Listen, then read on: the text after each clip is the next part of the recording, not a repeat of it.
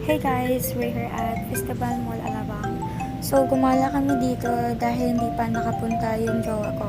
At para naman panibagong pasyalan. Puro na lang kasi kami sa bahay eh. At habang nag-iikot kami sa mall, dumaan muna kami dito sa Extreme Coaster. At gusto ni jowa ko itry, kaso natatakot talaga ako.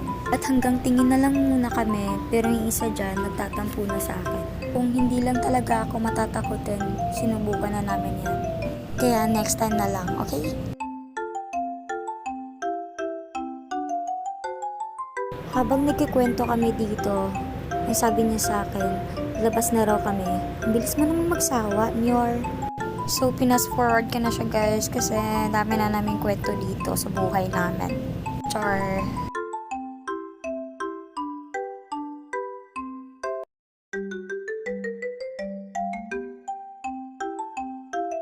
At habang may hinahanap ako na store, nakalimutan ko na tuloy kung saan yun. Siguro lumipat na sila. Tagal na rin kasi last kong punta dito.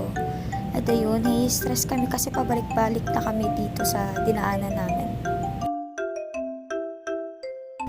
Guys, alam nyo ba, minsan, gandang-ganda ako sa sarili ko. Charot! Pero yung isa talaga dyan, ang pogi talaga. In love na in love ako dyan eh. So guys, ayun, napagod na kami sa kakalakad namin and sa kakahanap ng store na yun. Wala talaga, siguro lumipat na sila. So, next time na lang. So, naisipan namin na mag-grocery na lang kami.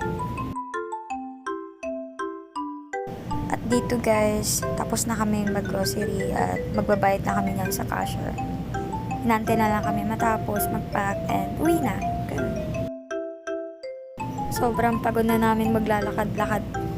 Siguro pag uwi namin nito, bagsak yung katawan namin. Ilang oras ba naman kami naglalakad sa mall? Hinahanap lang yung store na yan, pero wala talaga.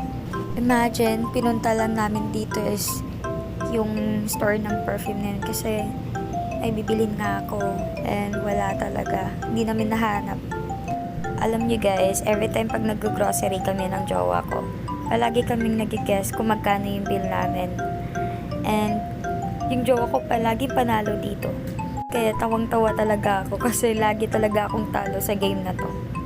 Anyway guys, patapos na kami dito and uwi na rin kami kasi sobrang pagod na namin. Bye!